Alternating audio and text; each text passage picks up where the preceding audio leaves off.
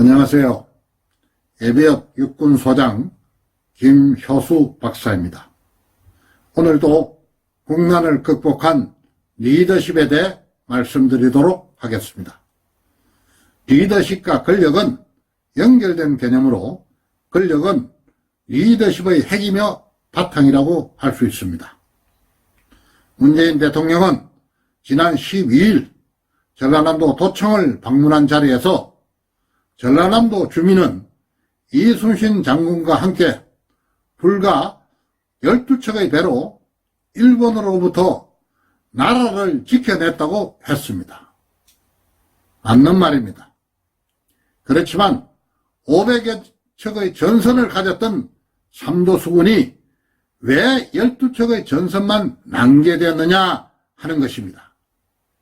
12척의 배만 낭개된 배경이 오늘날의 시대 상황과 유사하다는 생각을 하면서 임진왜란 당시의 상황에 대해 말씀드리도록 하겠습니다. 임진왜란이 일어나고 명나라가 전쟁에 참전하면서 명나라와 일본의 화의교섭으로 전쟁은 일시 휴전 상태에 들어가게 됩니다. 화의교섭을 하던 명나라의 심유경 일행과 고니시 등이 일본으로 건너가 도요토미 히데요시를 만나자마자 화의교섭은 사실상 결렬되고 맙니다. 도요토미 히데요시가 화의의 조건으로 제시한 내용은 조선 8도 중 남쪽의 4개 도를 일본이 갖도록 하고 명나라 황제의 딸을 자신의 후비로 보내라는 등의 7개 조항을 제시합니다. 심유경은 이러한 7개 조항의 조건을 명나라에 그대로 보고할 수 없었으므로 원문과 달리 도요토미 히데요시는 명나라에 조공을 바치고 자신을 왕으로 봉해주기를 원한다고 허위보고를 함으로써 화의는 사실상 성립될 수 없었습니다. 일본과 명나라의 화의가 결렬되자 화가 난 도요토미 히데요시는 조선을 다시 공격하라는 명령을 내립니다. 도요토미 히데요시의 명령에 의해 정년 1월에 가토와 고니시 등이 임진년의 경험을 되살려 선봉군 1만 4천여 명을 거느리고 조선을 다시 침략할 준비를 하게 됩니다. 그런데 이들은 지난날의 경험과 교훈에 의해 삼도수군 통제사 이순신 장군이 바다를 지키고 있는 동안은 침공 목적을 달성할 수 없다는 사실을 잘 알고 있었습니다. 그렇기 때문에 고니시와 가토는 먼저 조선수군을 경멸해야 한다는 전략을 수립합니다. 조선수군을 경멸하기 위해 이순신의 함대와 전면전을 실시하는 방안이 있지만 이 방안은 자신들에게 불리할 뿐만 아니라 일본이 크게 패할 수 있다고 판단하여 다른 계획을 마련합니다.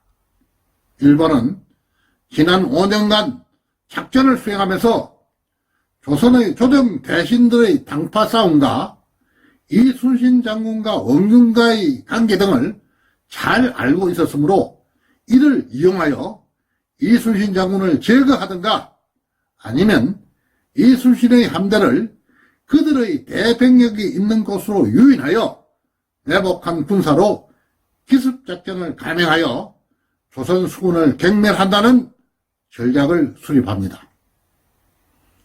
이러한 전략에 따라 고니시는 그의 부하 요시라를 경상자병사 김응서의 진중으로 보내어 김응서에게 밀서를 전달하게 합니다. 밀서의 내용은 이번 화의의 결렬은 가토의 탓이므로 고니시는 가토를 미워하고 죽이려 하고 있다. 가토는 모일에 일본으로부터 다시 군선을 거느리고 올 것이니 조선에서는 통제사로 하여금 해상에서 요격하게 하면 조선의 원수도 갖고 고니시의 마음도 흔쾌할 것이다고 하는 내용이었습니다. 이 밀서는 분명히 권희시 등이 꾸민 강계였음에도 김영선은 중요한 첩보를 입수한 것으로 믿고 도원수 건율에게 보고했으며 도원수 건율은 최고 지휘관으로 첩보에 대한 평가도 없이 조정에 보고를 하게 됩니다. 조정에서는 요시라의 밀서를 그대로 믿고 이순신을 출동하게 한다는 결정을 내립니다. 조정의 명령을 받은 도원수 건율은 한산도에 내려와서 요시라의 말대로 이순신에게 출동을 지시합니다. 그러나 이순신 장군은 왜군이 꾸민 간사한 계책인 것을 알면서도 도원수 건율 앞에서 나라의 명령을 받아들이지 않을 수 없었으므로 척구선을 멀리 파견하여 철저한 정찰을 하면서 본인 스스로 거제의 가덕도 지역까지 수색작전을 전개합니다. 수색작전을 통해 적을 찾지 못한 이순신 장군은 삼도 수군을 출동시키지는 않습니다.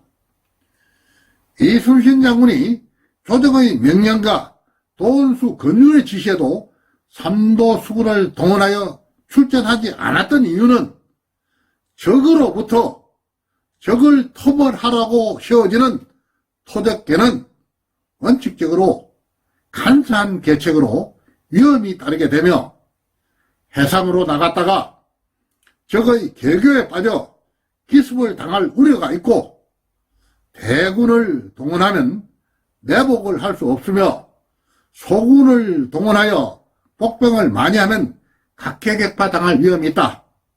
그래서 이 일대로가 병법의 원칙이라고 하면서 삼도 수군을 출동시키지 않았습니다.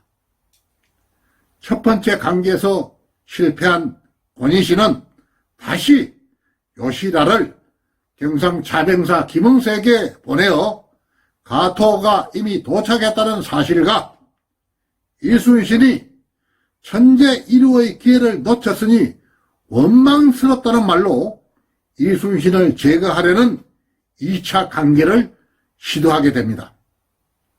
김응선은 다시 요시라의 말을 그대로 조정에 보고합니다.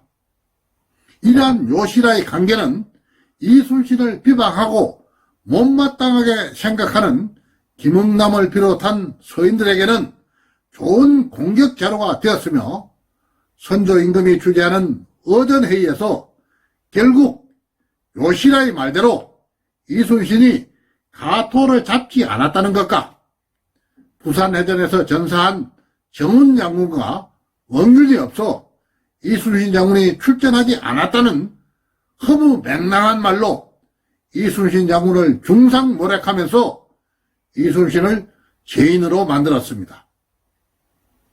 무능했던 선조 임금은 요시라의 말을 믿고 당파 싸움에 휘말려 전쟁 중에 있는 이순신 장군을 잡아오도록 어명을 내리고 새로운 통제사로 엄균 장군을 임명합니다. 이순신 장군이 지휘하던 삼도 수군은 전투함인 판옥선 250여 척과 척후용 전선인 사우선을 포함한 500여 척의 함대와 활을 쏘는 사부와 노를 젓는 격군을 포함하여 3만 5천여 명의 수군이 있었습니다. 이순신 장군은 군량리 9,900석과 화약 4,000건, 총통 300자루를 포함하여 삼도 수군의 전투력을 원균에게 인계하고 죄 없는 죄인이 되어 감옥에 갇히게 됩니다. 옥에 갇힌 이순신 장군의 제목은 조정을 속여 임금을 없인 여긴 죄, 적을 놓아줘야 나라를 저버린 죄, 원균과 정문의 공로를 빼앗은 방자한 죄였으며 혹독한 고문을 가하면서 죄를 인정하라고 했습니다.